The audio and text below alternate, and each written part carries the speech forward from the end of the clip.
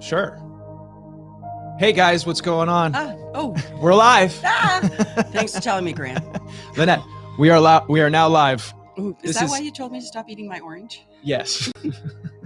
Okay. So welcome guys, welcome everyone. Morning. Thanks for joining us. This is Reflections on the Journey. This is for chapter 2 on treasures.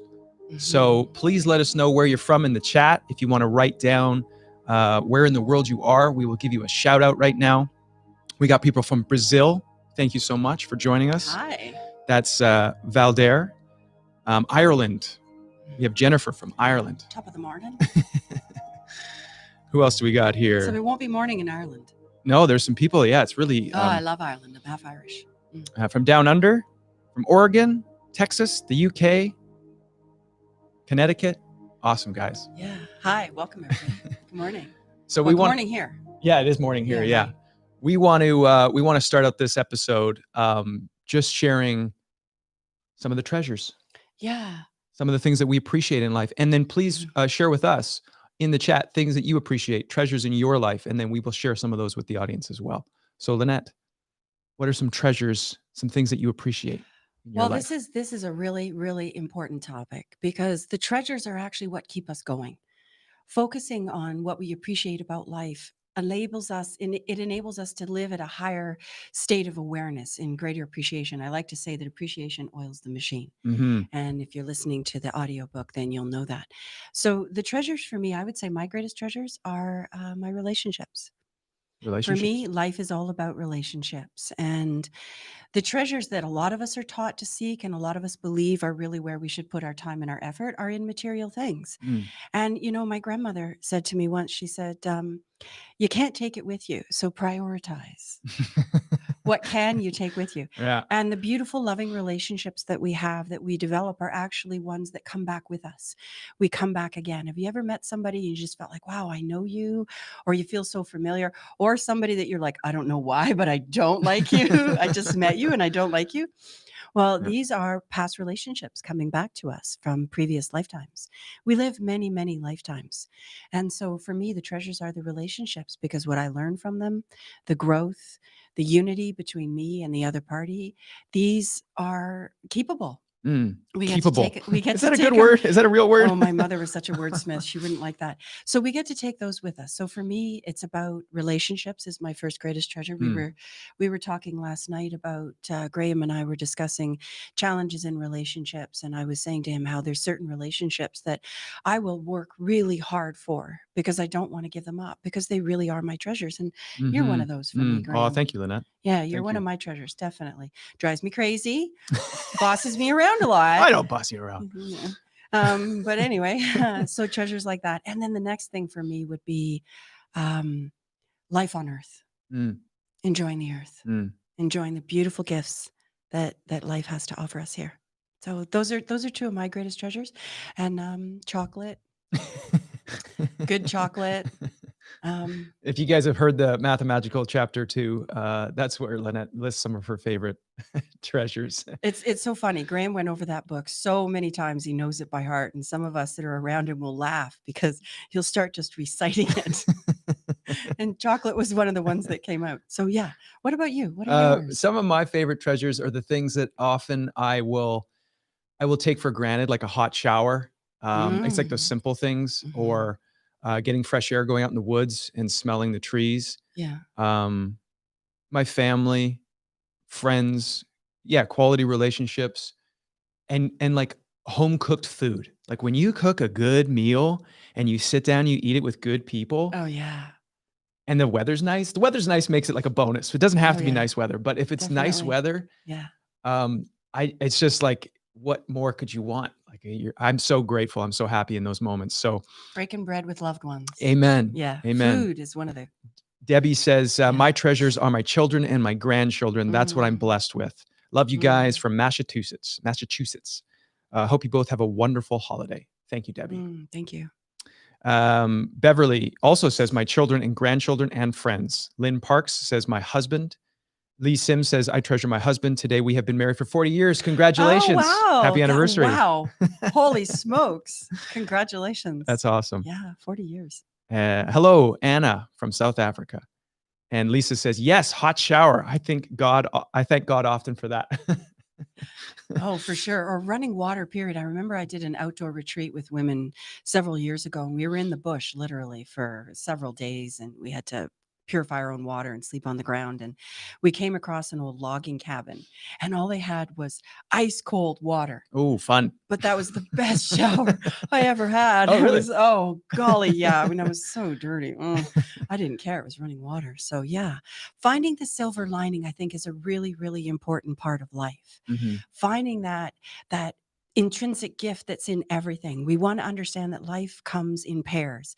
Life is in duality. So there's the up and there's the down, there's the sun and the moon and the morning and the night, man and woman, young and old, and birth and death. So everything comes in pairs. For example, the problem and the solution come in the same envelope, you could say. Mhm. Which one do you want to put your attention on? Did Albert Einstein talk about that? I don't Did he know. say I thought that? I made it up. Oh, yeah? Maybe. If Al said it, then clearly he's as intelligent as I I am. thought he said something about that, where it was like with how you ask the question is where's the answer is embedded in the I don't know. Maybe I'm making that Well, up. yeah, I mean, essentially, because everything comes in pairs, we want to start to train ourselves to look at the solution, to look for the solution, to look for the silver lining. And if we practice daily, focusing on the things that we appreciate, that we're grateful for, the treasures of life, while we're here, why we're here, why we keep slugging it out, that stays Mm, inside of us like a power, like a battery, mm. and it just makes everything so much easier. One of the things that I wanted to share with people that I have found in my practice of just appreciating is sometimes because I get stuck in my head a lot, and I don't know about any of you guys that get stuck in your head, but I get stuck in my head a lot. And Mhm. sometimes when I'm thinking about things that I appreciate, I think them, but I don't feel them. Mm, And then once I start to good point. relax a bit and I just go, you know what? I don't have to force myself to like try and feel something. I just relax. And I think in a very small way, Mhm. how can I feel just a little bit of appreciation? And it's like a fire. You're starting a fire. Yeah. And if you give yourself time and you're gentle, that flame will grow. And you don't have to force the appreciation. You don't have to force yourself to feel grateful. It comes naturally. And this is because of the first law, Okay, let's which talk about is that. like attracts like. Yeah. Energy follows attention. Energy never lies. It never ceases to be. It can only change form. So if a challenge comes your way in the form of a problem, an issue, whatever you want to call it, if you can now start to frame it as, oh, excuse me, if you now start to frame it as an opportunity, as a treasure, now you shift the course. Mm. Now you actually change your trajectory. Yeah. How you look at things. Absolutely, because like attracts like in every way. So, like you were saying, Graham, if we focus on something that we really love, that we really appreciate, and just continue to focus on it, I encourage a daily love list practice, which is to write out every day and spend 5 minutes in a beautiful journal. Write out every day the things that you appreciate, from hot showers to cold showers to food to a warm bed to a Yeah. hug to a loved one to the fact that you're still in a body. I remember working many years ago with a woman that ended up with the nickname Miracle Mary. She was really struggling. She'd kind of hit bottom in her life. Everything was sort of, tanking out. And she just couldn't see anything positive. And she was standing in front of me and complaining, which is really self soothing. So pay attention to that and focus on your treasures if you're complaining. She said, I have nothing to be grateful for. What am I, supposed to be happy about? And I said to her, I said, well, you're still vertical. Mhm. And as long as you're vertical, as long as you're in a body, there is always hope. So I really want to encourage you to reach in every day and focus on what you appreciate. Everything from simply being vertical. There's more choices. There's still opportunity. You haven't left yet. Yeah. Okay. Yeah, and I think that, the feeling of appreciation is really important. That's something that I focus on when I'm doing my love list, and just Mm-hmm. writing the things that I'm Yeah. grateful for, is I Yeah. will write them out, like I was saying Oh, before, yeah. and I will think, "Oh, yeah, I really appreciate this," but then I'm like, "Take a moment, Graham, and actually feel that appreciation." It doesn't have to be a large, just Hmm. allow yourself just to feel a little bit, Yeah. and be gentle and patient with yourself, and that makes all the difference. Because if I'm not feeling, it just feels monotonous. It just feels like I'm, writing and Well, yeah, and it takes a little bit of practice. This isn't something that yeah. happens right away. One of my nicknames is the Queen of Silver Linings, and I don't care what anybody has to say. There is always a silver lining, and I will always find it. I typically see it right away. I might not like the challenge that comes with it, but I certainly embrace it. For example, death. A lot of us would say that death is not positive, and I'm actually somebody who died. I flatlined and I came back. And I'll tell you that death is a great treasure. Mm. Death is a great treasure. I've lost most of my loved ones to death. And I have to say that I don't see it as a bad thing. I don't see it as a negative thing. So even the worst case scenario, which we would call death, how many people could ever refer to death as a treasure? And it really is. It Because really of the is. transition, because of the Because of the release. transition. When I don't want to spend too much time Okay. on this, but when I died, it was a phenomenal, it was an incredible experience for me. I actually watched them as they were trying to resuscitate me with the paddles, and I was asked if I wanted to come back, and I didn't actually want to come back until they showed me my children. Okay, and you don't want to talk anymore about this? This is a pretty big story. Well, I guess it is, yeah. No, I didn't want to come back because actually it felt so beautiful. All of the bits of life that I seek out to give me that feeling of peace and comfort and belonging and knowing, that comes when we leave the physical body. It's our natural state. Mm. So I went from this state of being in a body that was in a lot of pain. I was in the hospital, and to this free, completely empowered state. So, I remember when my mom passed over, I had the great gift of being present with her when she passed. And I was a bit jealous, to be honest. Jealous why? Because she was free?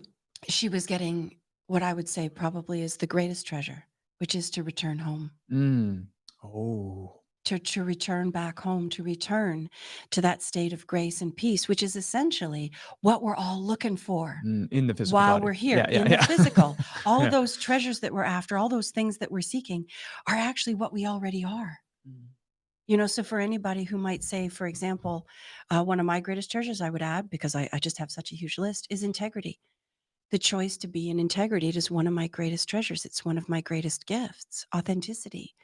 And that allows me to face life on life's terms and recognize that, life is not a dress rehearsal. That's what I learned from my death experience.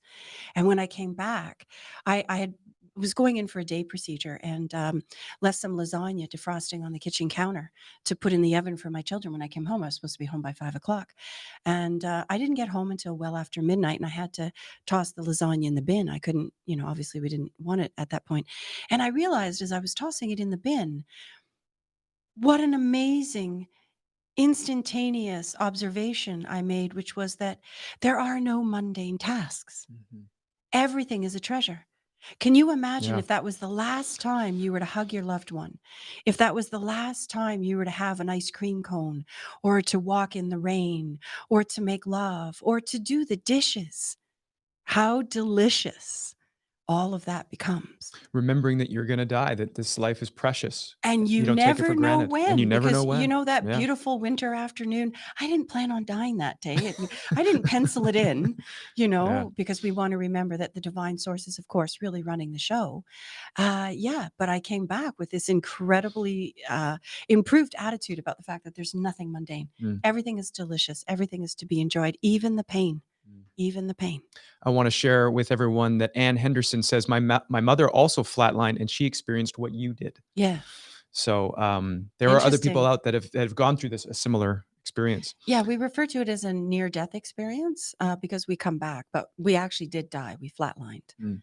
And coming back, many of us have experienced it, actually. It's not something we usually talk about. But it isn't, but I enjoy talking it. about it. Yeah, it's always fun. You talk about everything. You have such an open mind. That's a gift. An open mind. And Graham, I really enjoy your open mind. I enjoy talking about everything. Yeah. There's nothing that I don't like. I will entertain even flat earth talk. I'm like, sure, why not? Like, let's talk about it. I have nothing against it. Yeah, let's be open.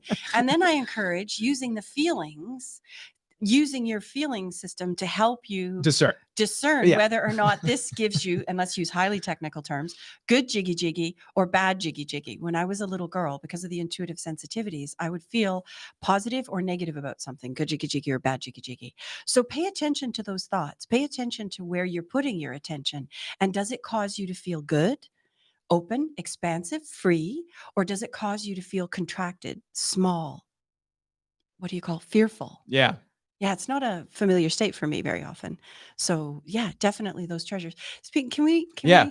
we, Let's give away a copy of Mathamagical. So all of you yeah. who have entered your name on the website, mathamagical.com, and you've clicked on the win form, we've printed out your names. I've ripped them into little small pieces of paper and I've put them in a hat Wow. that Very neat we and are now tidy. drawing from. So if you put your name down, we're going to draw a name right here. There you go. No, you can. Oh, you want me to read Yeah, it? your Okay. turn. Another baseball cap, but this one's nice and new. Thelma Vaughn. Thelma. Thelma Vaughn. Congratulations. We will get Sally to send you a free copy of Mathamagical. Hi, Sally. I think you're watching too. So Okay. chapter 2, We're going to give away more too, please. and we will 'cause, give away more. Yeah, we have a lot. Chapter 2 is all about treasures. It's all about Mhm. understanding why you want to play this Mathamagical game. What's in it for you? Why go through this journey? Why focus on treasures to Yeah. go through this journey to focus on? Why do we want to do that? Exactly. So Mhm. that's why we opened this episode with talking about some of the things that we're grateful for, some of the things that we appreciate that that are a part of this game, part of this Mathamagical game. So, Lynette, could you bring everyone into why we need to play this game consciously, why we want to play this game, and what's in it for us in the long run? Okay. I'd also like to just clarify. We had a question that someone sent us about the game, Oh yes, we did. and Did you want to start with that? we could touch on it. Can you phrase the question? Can you express it, please, or say it? She just this is from apologize in advance if I'm pronouncing your name wrong. I think it's Emir or something. Emir, let's say that. The concept of the game conflicts with me. If we're in a game, then we're existing in an unreal world as characters. No player functions without a controller. If we're reawakened, we realize this. I'm gonna take a stop there.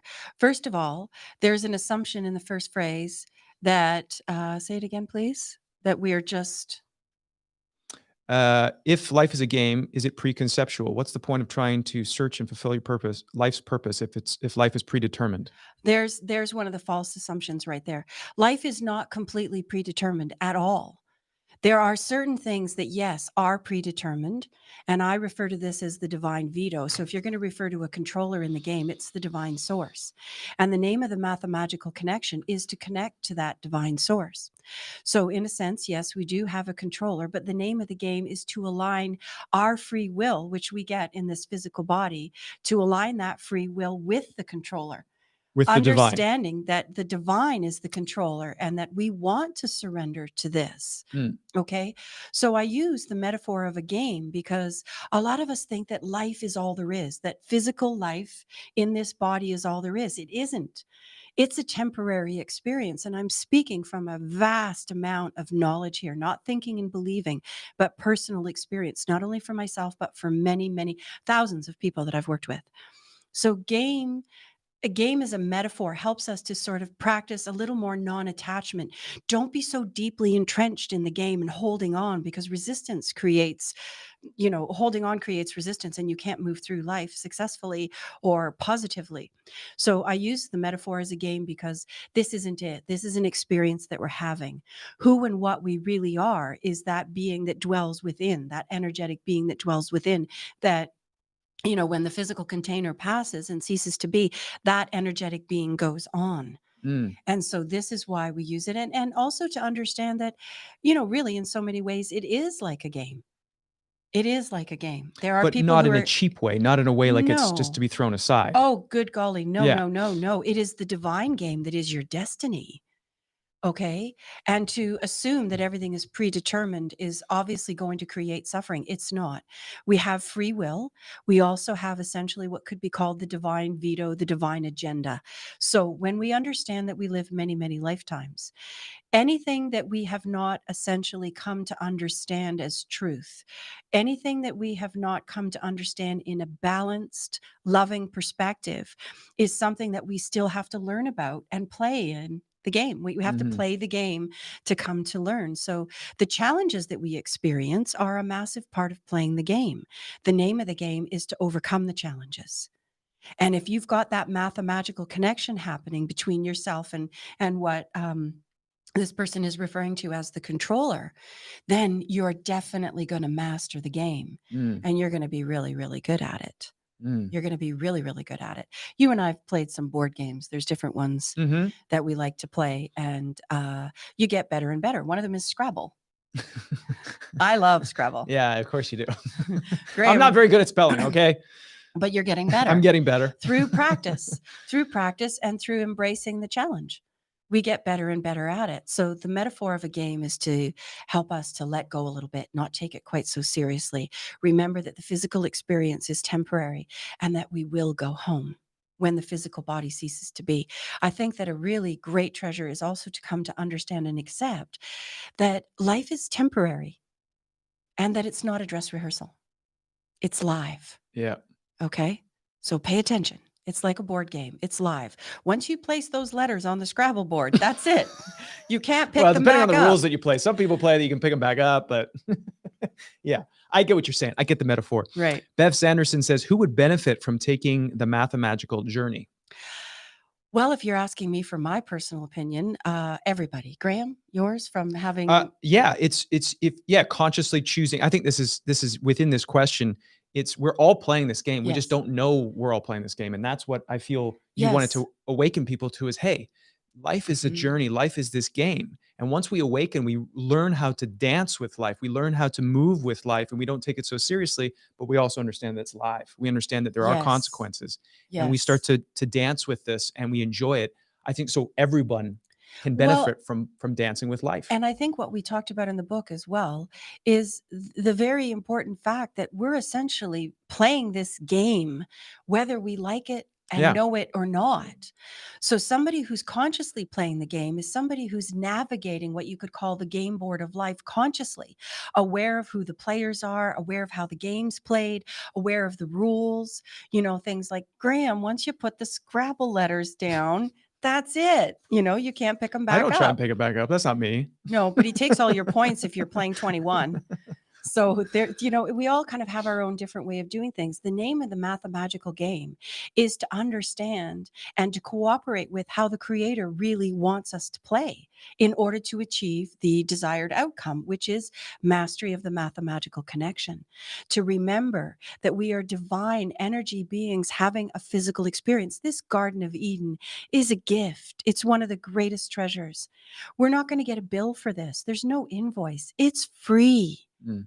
So talk about a wonderful gift to understand that we have been given this beautiful experience to learn, to grow. Amen. Definitely. Lee Sims says, so what is the divine source you continue to refer to? I would say that the divine source is the source of all that is, all that ever was, and all that will ever be. It is the creator of everything, both shadow and light, which would be for some people to say evil and love. Okay, so shadow, evil, darkness, pain, suffering is the absence of light. And this is a really, really important distinction to make. So when we know how to play the game, we essentially know how to take those shadow experiences, those challenges, and bring the light. The light is who and what we are, because we're connected to this divine source, this creator of all that is. And a really important trick here is, and I know we talk about this further in the book, is understanding that in the physical story, we've been taught to communicate in what I call sledgehammer. The 3D physical body, the egoic self, communicates loud and dramatically. And when we're not paying attention, we get smacked upside the head. yeah, one man's toothpick is another man's 2x4. So one of the things that we want to start to do in order to master the game is to start to tune in to how that divine source communicates with us. And a lot of us believe that it's done in ways that it's not actually done. So I got a trick question for you here, Graham. Oh, this is my favorite trick question. Are the keys to the kingdom of heaven? So by asking, are the keys to the kingdom of heaven, I'm referring to the tools, the ability, the awareness to master this game, as Jesus, the Christed One, promised us in the Bible. And many other teachers through other religions have promised us as well in different ways. So are the keys to the kingdom intellectual or physical? Trick question. They're vibrational. Yeah. So we think that the way to come to know that divine source that is, we're all aware of it deep down inside. Sit down for a quiet moment and ask yourself, who created all this? Who's running the show? Something is. And that's enough to begin. So then when we sit down in that quiet space and allow ourselves to start to tune into the vibration, to our feelings, not our thoughts, everything starts to change, because we've been taught through the mainstream narrative that the keys to the kingdom are intellectual, that if you read a book, you'll come to know. Yeah. This is not true. Or that if you have a physical object, Lots of that money. you're going to come to know. This is not true. So ego, the physical story, communicates in sledgehammer. It's loud, it's dramatic, it's hard to ignore. Spirit communicates in feather, subtle, quietly. I have a lovely client. Her name's Cindy. I got to give her credit. Cindy likes to refer to stillness as the noise of nothing. You know, Oh, Cindy, that's cool. the noise of nothing. I love the way that Cindy says that. Definitely the noise of nothing, the peaceful stillness, the quiet. So many of us are seeking external drama. We're seeking something outside of us to distract from what's really going on inside. And the name of the game is to be able to make that mathemagical connection so that we can live calmly and balanced internally in a peaceful state. Mm. In a peaceful state. Elodie has a question about how to dance with life when it, she says, how to dance with life when it puts obstacles in your way. I'm lost at the moment and I'm having trouble seeing the positive in all of this. Okay, I have another tip and a tool for you, and I really understand what you're saying there. One of my tools here would be hug your demons before they bite you in the butt. Understanding that life is like a game and that we're here to master it makes it a lot easier to see these challenges not so personally. Don't take it personally. It's not what happens to you that matters, it's what you do with it. So hug that demon, embrace it, walk into your fear, and what you'll find is that it completely diffuses it. Mm. Okay, so embracing life's challenges. Some of my most profound epiphanies, my most beautiful moments have been when I was deep, deep in pain. We come to a place where we discover that our pain is also our joy, and they ride together at a razor's edge. I've been able to come to a place where I'm experiencing something deeply painful and see the beauty in it, like my mother passing over. It was very, very painful, but at the same time, it was beautiful. It's in that balance. So we have to adjust our attitude and recognize these challenges are not personal. They're actually opportunities, and they will lead to greater treasures. So adjusting, again, like attracts like, changing our perspective changes everything. And I feel I make this point often, but it's just because I struggled with this quite a bit. Mhm.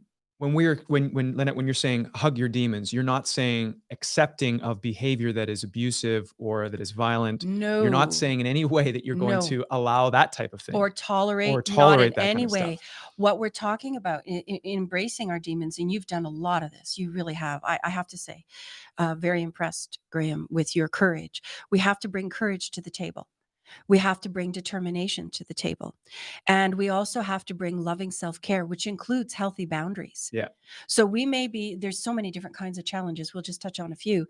There may be, for example, you're in an abusive relationship or just an abusive interaction. Let's just take you walk into a shop and somebody's rude, somebody's really unkind. You have a choice at that moment to say, I'm not going to tolerate this. I'm going to leave. I don't need to make myself a victim. I don't need to take this personally. I don't need to take a resentment. Please notice we always take resentments, they're never given. And a resentment is essentially a judgment. It's saying that this person should not be doing or saying what they're doing. And we're essentially taking it personally at that point. And if we can start to recognize that everybody is their own master, what that person says to you or about you is not actually about you, it's about them. It's a reflection of them. I had a wonderful mentor in England, bless him. He's passed over now, and he taught me a really valuable lesson. He had this ability to go in and he would essentially stir things up. I've told you about this mentor. He would go in and stir things up deliberately to trigger people, to provoke them. He would stand there cool as a cucumber while he had them exploding, punching all their buttons, watching how they would handle things. Then, when he was watching them explode, he'd walk away and say, "Thanks. I know you now." I know how you handle things. I know how you're going to do this. And this is something that you and I've worked with a great deal. We've worked very closely. We've spent a Mm-hmm. lot of time with each other. And when you have relationships like that, there's bound to be challenges. So, how's that worked for you? I want to dive into that, but I want to jump back to the hugging your demons, going Mhm. into the Yeah. store, and if there's someone being rude to you, how do you hug your demon in that while keeping that healthy boundary? Maybe you're leaving. Here, this demon, somebody's rude in the store. Yeah. This demon says there's an opportunity for me to bring light where there is shadow. When somebody is projecting pain onto you, unkind behavior, we want to remember hurt people, and they will project it onto us. In that moment, we have an opportunity to be the light. We have an opportunity to hold that loving space, not take it personally, recognize the person might be having a bad day, and you Mm, can immediately diffuse it. So please remember, when people are projecting things like that onto us, it isn't about us unless we choose to take that resentment and make it about us take it personally. and Yeah. take it personally. It isn't necessarily. Um, I have a story. I don't believe that I've shared this. I know I've shared it many times about fear. I came home to my. I think we shared this in your podcast. I came home to my flat one day. I was living in Ontario, Canada, and there was somebody sitting in my son's bedroom. Um, Watching his television. I don't have a television. He only had it for Nintendo, and watching television, drinking beer. I don't even have beer. So he brought his own beer, broke into my flat, and was watching the 3 channels on my son's television. So obviously this guy's pretty desperate, right? Well, I walked in uncharacteristically. I came home at that point in the day, which I did not normally do. Obviously, he wasn't expecting it. And next thing I knew, he was standing on his feet and he had a gutting knife at my throat for fishing. Very, very nasty looking knives. And he was a very large man. I had to look up at him. I'm only 5'5". And he was holding the knife to my throat. And in that moment, because I was able to remain present and I recognized this as an opportunity, I looked up at him and I looked him in the eye and I said, "You have no reason to fear me." Now, that isn't something that you would expect to say when the person is holding the knife at your throat. You know what happened? He dropped the knife. He fell to his knees and he began to cry. I brought the light. His pain was not actually real, it was a projection. I didn't accept it, I diffused it. So I hugged my demons, walked right into it. And I honestly have to say, I did not feel any fear in that moment at all. All I could feel was love and understanding that this poor man was in a great deal of pain. Mm-hmm. And I could meet him there Mm-hmm. and fuel the pain and put my attention on that, or I could diffuse it and remain grounded and present and loving. That's a perfect example of hug your demons before they bite you in the butt. Big ones. Move right into it, not accepting that he's going to, try and kill you. Like that's okay, but that you didn't want him to, Well, no, I didn't want him to, but but you essentially at the same time, I'd accepted that that could have been could my be. Yeah. fate. So acceptance is massive. Yeah. Again, we have a lot of different keys, and we're only on the second chapter of Mathamagical at this point. Please keep going if you haven't continued, because there's so many more tools to practice in order to master this game. So I would have to say that the opportunity that that man gave me was actually a treasure. Mm. And he ended up serving time in prison. There was a restraining order. He wasn't allowed to come near me, but I found a note on my car windshield one day, and he actually wrote me a letter saying, "Thank you so much." That because that I was able to hold that space for him while he was in prison, he contemplated it and it completely changed his perspective on life. And he thanked me. So Yeah. please hug your demons. Remember who you are, that there is not a single challenge that comes your way that you can't handle. It's a question of using the tools and remembering them. And meditation is a massively powerful tool here. That stillness, that presence, that groundedness that comes from meditation will spill over into the rest of your life. And you'll find that as the challenges start to rise up, you're able to embrace them so much more easily from that grounded place, which is a great treasure. I like the metaphor of meditation is like cultivating and having the proper soil to grow your plants from. So if you start your Mhm. day in that meditative, centered place, it's like having the best soil you can to plant your seeds, and everything comes from there. Yes. So bookending your day. We recently Yeah. had a lady I'm working with, Laura. Thank you for the post about meditation that you put up on Instagram. And I encourage anybody looking to have a look at Laura's post. Laura has begun to recently meditate the way that I encourage, which is to bookend your day. Okay, like bookends. You've got holding it in. Begin and end your day with meditation.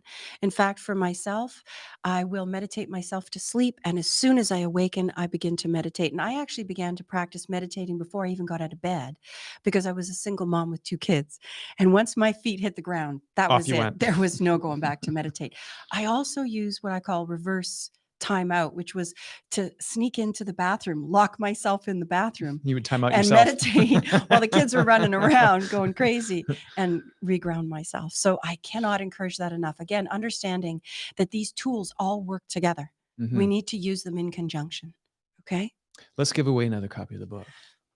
You pick and you read now. Okay. Don't All look. right. They're all folded up so neatly. I can't believe that you ripped these. They're like perfect. Look. Not quite, but Well, they are. You wouldn't have got this from me. Helen Brooks. Helen Brooks. Helen Brooks. Congratulations, Helen. 2 seconds. Whoops. Okay. There we Technical go. difficulties. All right. I was getting The warning. the warning sign. Oops. Okay. There we go. Hopefully So- the camera doesn't die on us. Helen Brooks. If it Sally does- will send you an email. Yes. So Helen, look for your copy of Mathamagical. Okay. So let's I'll go take on that. to the. We got another question here. And what have we got happening on? We got. There's so I know. much. I know. But we do have these questions. These are the people that wrote questions in on the mathamagical.com. If you had a question, that's the Yeah. best way to send questions. I do read the comments. I love you guys commenting. But I also want to make sure that I get to all the questions that people actually submitted on mathamagical.com. So we have a question from Lori. And she says, I love this chapter, but I struggled a lot with it. It took a lot of self-reflection and truth to get to a really honest place, to be accountable for things I've been able to control. Once I got to that place, it felt like a weight lifted. I'll take that as a breakthrough.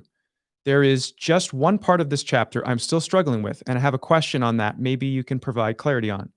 Is it fully possible to be the captain of your own ship at all times if you've had the control taken away from you in the past without your consent? Isn't there always that glimmer of doubt that you can't always control what happens in your life? Therefore, at times, you feel like a co-captain. Wow. Do you Yeah. want to answer that one? I think you can answer No, that you one. go ahead. You go ahead. It's all you. We are absolutely the captain of our own ship. And yes, part of the game is to take your power back from those other people. And this is why, keep going, you'll come to the players in the game and talks about, for example, predators, conscious and unconscious predators. So part of the name of the game is to take our power back and keep it. Okay, so this isn't something that you want to take personally if you've been victimized, if you've been bullied, if you've been abused. And I grew up in an abusive childhood, and I took back my power, and nobody can take it from me again because I am now the captain of my own ship. Please understand that the tips and the tools and most of what I share are coming from personal experience. I'm not where I am in life because I sat down and I took it, on the chin. I'm where I am because I stood up. I embraced my power. I embraced the tools. I love what you said about holding yourself accountable. That is a massive treasure. And that is also a component of integrity. Mm-hmm.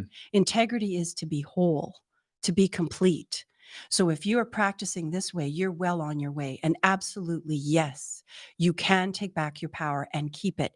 It is, however, a process. It takes a bit of time. We didn't lose our power overnight, and we can't get our power back overnight.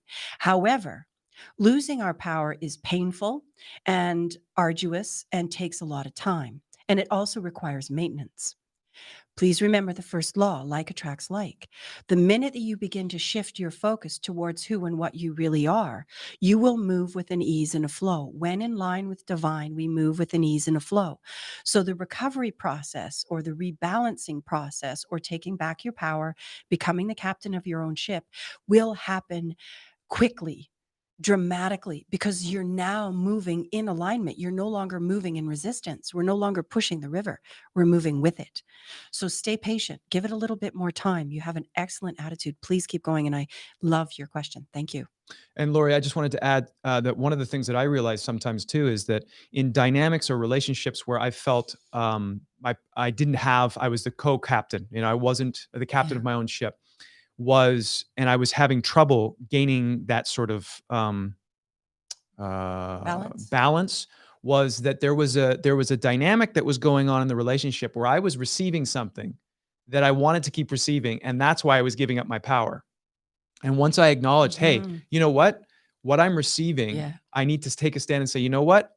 I'm not going to receive this anymore. I don't, whether it be an insecurity that I had and that person was allowing me to get away with that insecurity. And that was the dynamic that was unhealthy. And once I said, you know what? I'm good. Mhm. I'm complete. I'm whole. I love myself.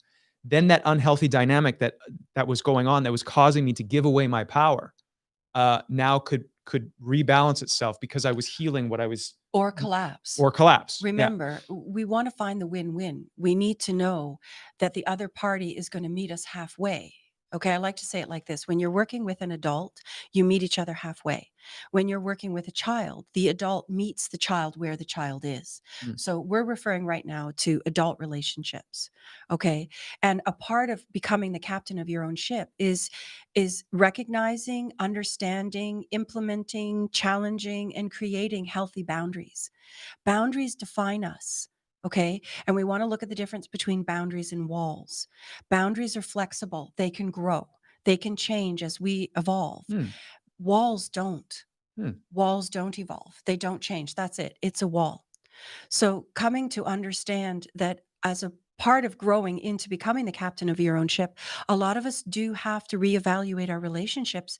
And also, a lot of us have to let go of a lot of relationships. I know for myself, I've had to let go of my, oh gosh, long story, my entire family. Really, in order to maintain that integrity, the balance for me to hold healthy boundaries and feel safe and good in my own life.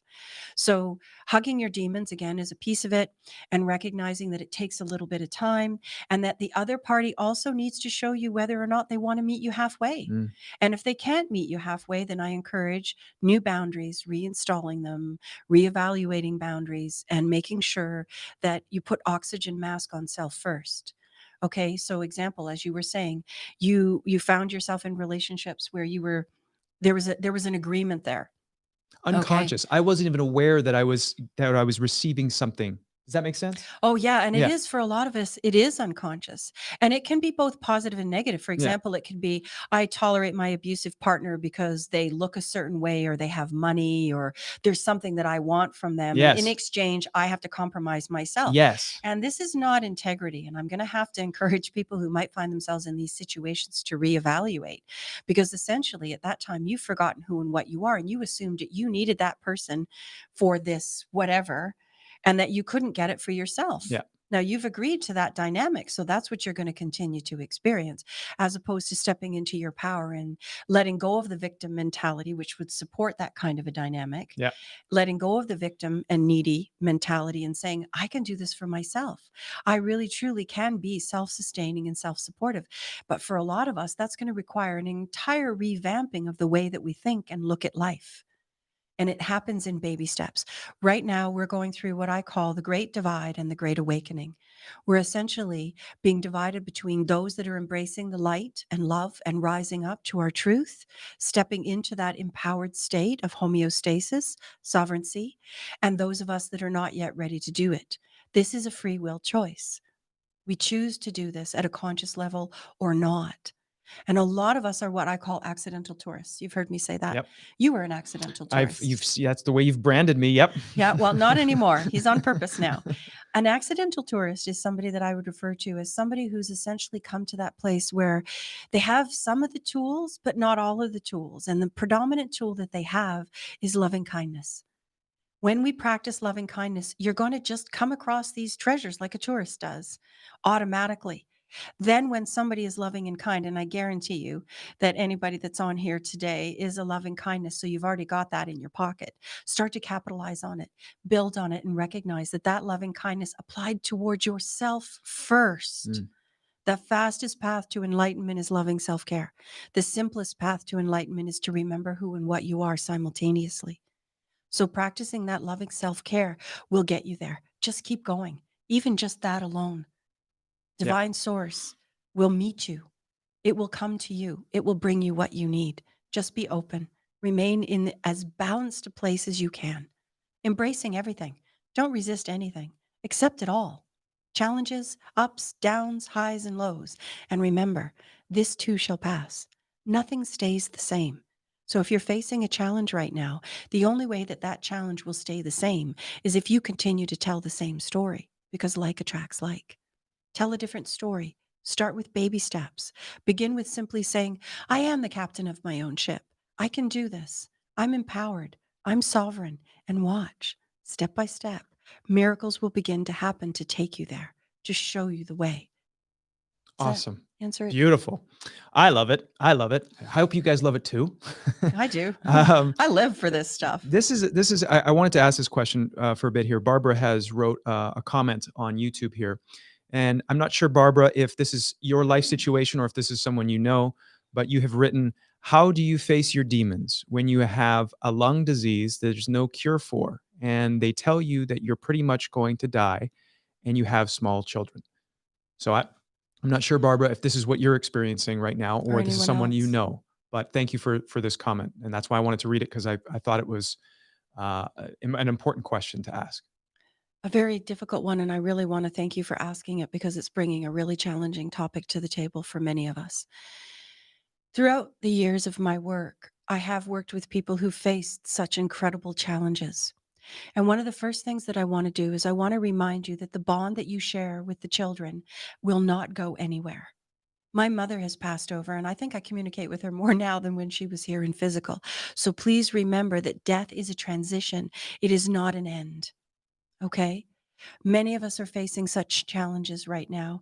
And again, the silver lining to be as alive as you can and enjoy each and every delicious moment, capitalizing on it, expanding on it, staying in appreciation because none of us knows how much time we have.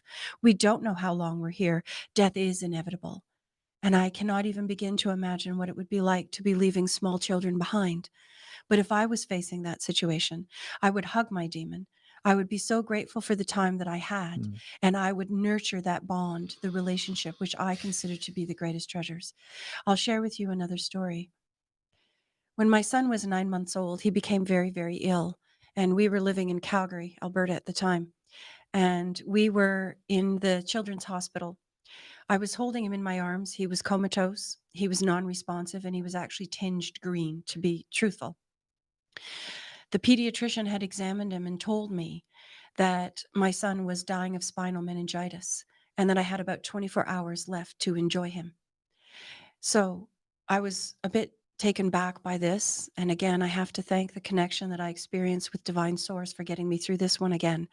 I was all alone, I was by myself. I immediately moved into acceptance. If that was what was going to be the case, then I was going to let my son go. So while I was in the emergency room, I went for a walk holding him in my arms, waiting for them to come back with the cart to do the spinal tap to test for the meningitis. And as I did, I walked past, there was 3 examining rooms. I was in the middle examining room. So holding my baby in my arms, my beautiful, beautiful son, I walked past one examining room where there was a little boy having his arm set in a cast. And with my intuitive abilities, I locked eyes with that boy and I immediately knew what happened as the doctor was simultaneously saying to the little boy, "How did you break your arm?" The mother answered for the boy and jumped in and said he fell off the monkey bars. Well, as my eyes locked with that boy in that moment, I knew that his father had done it. And I also knew from living in Calgary myself that there were no monkey bars to be had because Calgary was buried in snow at that time. And I had a 4-year-old daughter who I would have loved to have taken to the monkey bars to burn off some energy, but I couldn't. So I knew in that moment it was a lie. My heart broke for that little boy, and I sent him some love. And then I walked past the next room where a mother was holding an infant in her arms, and there was a 2-year-old running around the examining room, touching everything and looking at everything, which is what a 2-year-old do. A 2-year-old is pure curiosity. In that situation, the mother was yelling at the child, telling the child to stop touching things, that the child was bad and wrong for being what it actually is, innate curiosity. My heart broke for both of these children.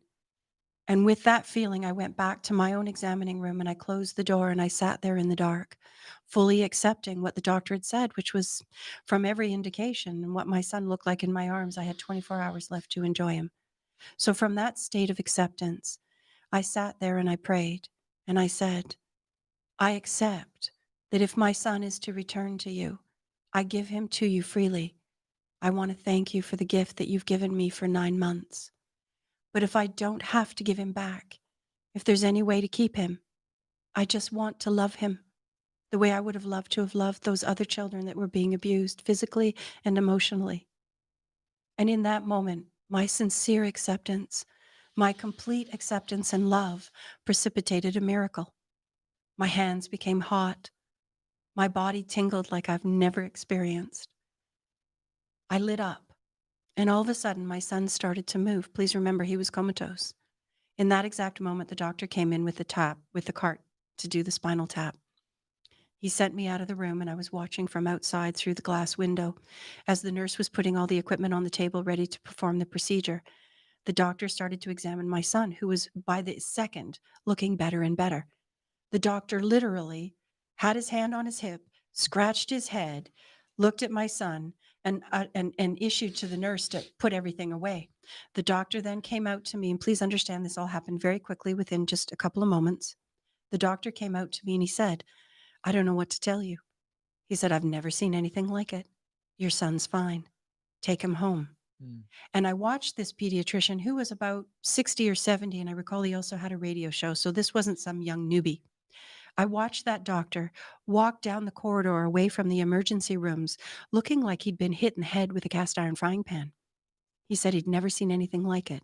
It was a miracle, and miracles are normal, but miracles happen through acceptance. Mm. They do not happen through resistance. So this is a great key to mastering the game, accepting even those incredible challenges, like having a knife at your throat and holding your dying baby in your arms and accepting it. I'm very maternal. It was the last thing I wanted to do, but I accepted and I received a miracle. That's beautiful. Thank you. Yeah, thank you, Thank you for Barbara. listening. Thank you, Lynette, for sharing that. And I hope all of you enjoyed that as much as I did. Yeah, acceptance. How did you phrase that? Acceptance facilitates miracles? Yes. That's What we beautiful. I resist like will that. persist because like attracts like. Yeah. So again, focus on the treasures, understanding that life is temporary. It's a beautiful, beautiful gift. We don't know how long we have. I love that. Wow. Okay. Wow. Mhm. Just take a moment there. Changed my life. Changed my life. My son is now 28 years old, huge, picks me up, jiggles me and wiggles me and calls me little and cute. So please trust. Everything happens for a reason. Well, Next question. next question. We have a lot of questions here. Thank you so much for everybody who's written in and asked questions. I got a couple here that I'm going to combine because we have another one from a Barbara and another from Michelle, but they're kind of very similar. Okay. Why do Michelle says, why do our spirits feel downcast? And Barbara says, how do I handle all the negative and toxic information that is surrounding and engulfing our society right now? There are times when I have no hope for our future.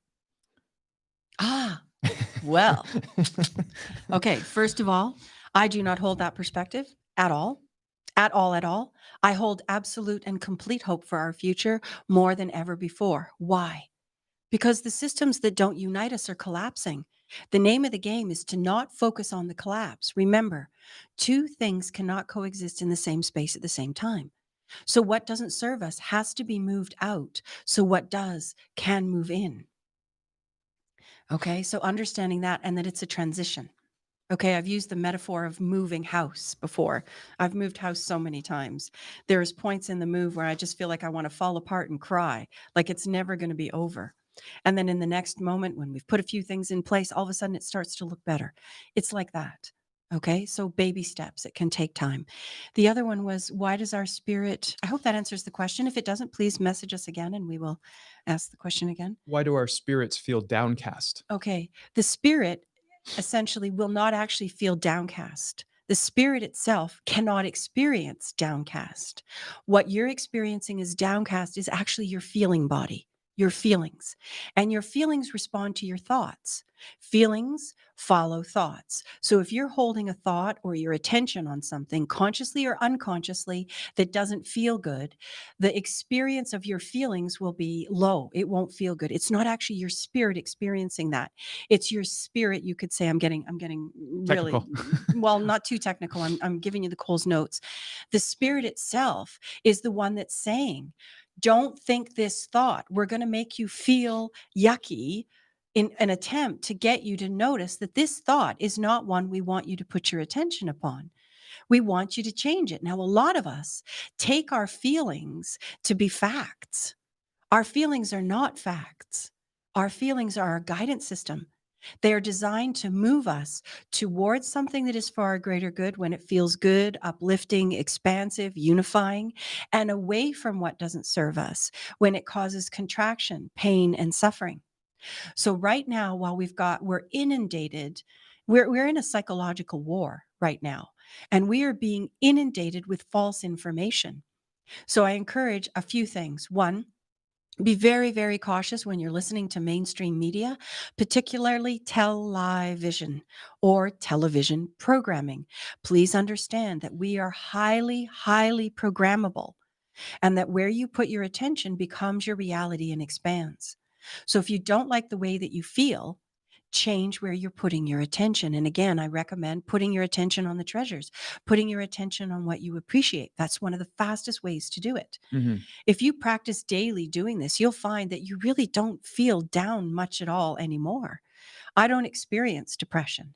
I don't experience anxiety. I will get tired, and then I practice the tools, because when we're tired, we're more vulnerable to these lower frequency experiences. So again, multiple tools here at play.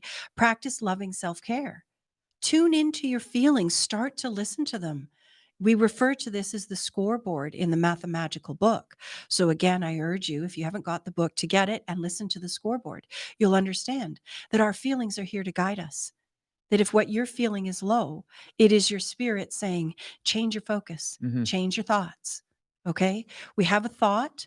When we think a thought, we now have a feeling that is the higher self's response to that thought. If you continue to think that thought and add feeling to it, it can now become a belief system. These thoughts and these beliefs, however, do not have to actually be true or good for us. Very often they aren't. Oh, yeah, right? How many thoughts and beliefs did you have to let go of? It's continually doing this. And you don't Right? realize how much you've been programmed, like you said about TV and media, Yeah. how much we've been programmed to believe certain things and to think Yep. certain ways. But that's not what I wanted to think or what I wanted to believe. It's just, I thought that's what everybody else. I didn't think there was a choice. Well, I didn't even know there was a choice. We do have a choice, and that is a part of the mainstream narrative. It wants to control us. So re-examine what you've been told and sold and dismiss what's insulting your soul. If it doesn't move you towards unity and peace, abundance, expansion, the win-win, you're going in the wrong direction. Yeah. That's all. You're just going in the wrong direction. Change the direction and really, really watch your attention on social media right now. Be very, very careful about where you're putting your attention, because like attracts like. Where you put your attention becomes your reality and expands. So I just want to ask you, Graham, do you remember when I suggested to you that you put down some of your social media, your phone? And I think I suggested it a down? while before you actually did it, and you turned it off. I mean, put it down. Put it down, like Turn it off for the day? turn or it off. Yeah. What happened for you when you decided to take that Oh, suggestion? take breaks? Yeah. Well, my power comes back. You realize that how much your attention, like you said, where your attention goes, Yep. your energy flows and it expands. And so once you start putting that down, it did that, all that energy that was going out into those narratives that are being presented through social media or through whatever I was looking at, starts to return slowly back inwardly. And you're like, oh, I feel better. Yeah. Oh, wow, I can. Baby steps at first. Yeah. You can't climb a ladder from the top rung first, right? You have to do it a little bit at a time, but it picks up momentum and it gets faster and faster and easier. And we eventually reach a point where you're like, I mean, look at some of the states of suffering that you used to be in. You've completely forgotten. Yeah, because of the beliefs that I dismantled or I questioned, Mhm. and because of the returning of the power that I was giving away unconsciously for the most part. And then, sometimes consciously as well. And then returning that back to me was like, oh, You wouldn't trade it. Yeah. You don't trade it. You're like, I'm No. never going to give that up again. It's a whole different ballgame. Okay. So I like to refer to this as leaking. Yeah. We're leaking energy by focusing on things that are negative, by staying in relationships that aren't healthy, by not practicing loving self-care and installing boundaries. So, for example, social media is designed right now, all mainstream media, the narrative is designed to provoke fear. Okay. And this is a much bigger picture that we really can't get into right now. But this is essentially why Mathamagical was created, to help us to understand this, to master who and what we are, and enable ourselves to step into that empowered state like Graham has done for himself. So I suggest putting the devices down, go for a walk, bring yourself back to balance, start listening with a feather, because social media, that external world, is a sledgehammer and you can't hear the feather. Yeah, it's numbing, numbs you out. It's designed to be numbing. And we will talk about more about that in our scoreboard chapter episode in the future here, Yep. where we talk about feelings and we talk about getting in tune and how to do that, and to tune into that feather. We'll have a couple more questions here and then we'll wrap up this episode. I did want to talk a bit about meditation, because in the treasures chapter, this is one of the first meditations that you lead people through. And we talked a bit about meditation previously, but I wanted to kind of give people some sort of like helpful hints about meditation. You talk about sitting up straight, getting comfortable. Well, actually, we don't have to sit up straight. We don't have to sit up No, straight. we Okay. don't have to sit up straight. You can lay down. Okay. Okay, you can be laying down, but the name of the game is to keep the body straight, to keep the body aligned. Okay, the chakras, the energy centers in the body, the crown, third eye, throat, heart, solar plexus, what would you call it? Lower abdomen. I don't remember what they're called. And the root chakra. So we have 7 of these energy centers, and we essentially want to line them up. You can meditate laying down. You're going to run a pretty high risk of falling asleep, which is okay. It's not bad or wrong, but do keep yourself straight. And most of us do find practicing meditation sitting up is easier. It keeps us focused, but not absolutely necessary. So the name of the game is to keep the body straight. Don't cross yourself. Don't cross your arms. Don't cross your legs. Keep the lines clear and straight. Yes. What I can't remember, I saw this comment on the live chat here, but I can't remember who said it, so I apologize that I don't remember your name. But somebody asked about when you're meditating and you're connecting to the divine source. Are you talking to the divine source? Okay, so I would say that when we're praying, we're talking to divine source, God, whatever you want to refer to it as. I prefer divine source because it's all encompassing. And for me, when I'm meditating, I'm listening. I'm receiving. And I have to be honest, I meditate consistently. I do not pray very often. And the reason that I don't actually pray very often is because I know full well that my divine creator knows exactly where I'm at. And I prefer to put my time on listening to the instructions, the guidance, the support that comes through the meditative practice. So praying for me is asking, and meditating is receiving.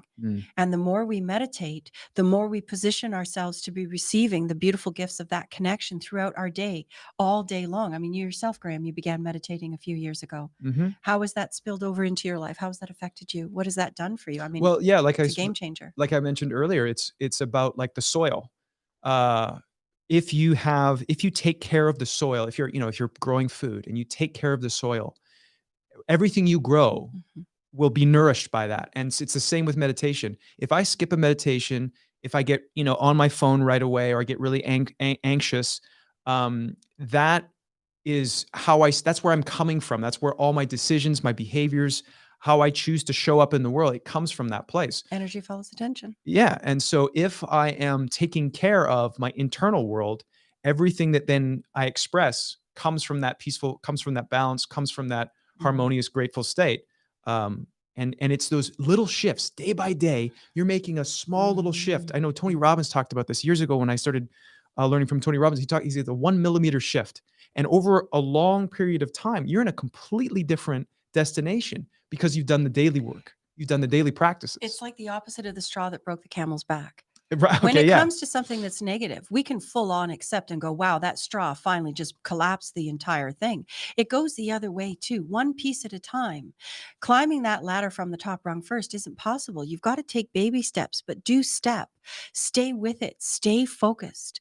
Remain positive, but also, don't beat yourself up if you can't remain positive in every moment.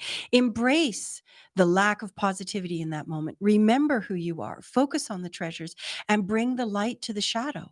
You are the light. We are the light. That is what humanity is awakening to right now. It isn't doom and gloom time. It's rise and shine time. That's what's really happening. So I want to really thank everybody for tuning in and listening. And when are we going to do this again? We're gonna also pull another name out of the hat for another free copy of Mathamagical. Yeah, pick another name. And when are we going to do this again? When are we going to do this We'll let you again? know. Okay. We'll let you know. Yeah, we've got the holidays, so much happening. I would imagine it'll be very near the beginning of the new year. Okay. And we will be focusing on the next chapter of the book, Which is Players. Thank you, Graham. I think it's Players. I channeled the book. Graham edited it. So you have to be very, very honest. I can discuss the book in any way, shape, or form that you'd like. But if you want to talk to the person who actually knows, she'll say things sometimes, and the book will start playing in my head. And he does it out loud, and people comment about it, and they wonder if we should, check him in somewhere, because he's just. So Graham, really, again, my treasure. I have to say, the treasure of Mathamagical was Graham. It would not be what it is without your amazing editing and producing skills. I'm very grateful for this opportunity. Your patience, your perfection, your tenacity, his patience. I'm not easy. Okay.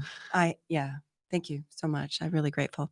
So I'm really happy to say that this is Lee Sims. Lee Sims. Sally will send you a free copy of Mathamagical. Yeah, look forward to the feedback. And to all of you who have entered, we keep all the names. It's not like every week we throw out all the names and put new ones in. So if you've already entered and you haven't won in these first two shows, then don't worry. Your name's still in the hat. You'll still have a chance.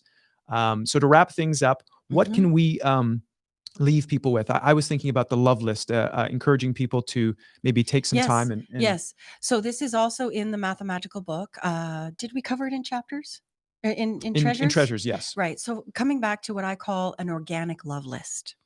If you grow vegetables organically, they can grow to be monstrous if you give them a little bit of love and fertilizer. So the love list is essentially designed to do the same thing. It's organic. It flows naturally. There's no prescribed focus except that it be positive and loving. So a daily love list is where we will write what we appreciate, what embraces love for us, what we admire, what we respect, what excites us, what ignites us, what inspires us, what we appreciate, what we're grateful for. We also want to write everything in this love list in the current tense. You want to write it as if it's already happened. Why? Because like attracts like. We do not use the following words: wish, want, need, hope, should, or but. These are all restrictive words. These are all resistant states. We want to say, I have, I am, I know, it is so. I love, I appreciate. Exactly. And watch with those baby steps as your life starts to turn around. I recommend 5 minutes a day, focusing on what you appreciate. Again, anything from soup to nuts, cold showers, hot showers, a warm bath, a hug, the fact that you're vertical. Or the fact that you might be facing the most incredible challenge you've ever experienced, and remembering who and what you are, that you're only here for a short time, and that it's not what happens to you that matters. It's what you do with it, no matter how challenging, life or death. Everything is an opportunity. Everything is a gift. And focusing on that daily for 5 minutes will change your life.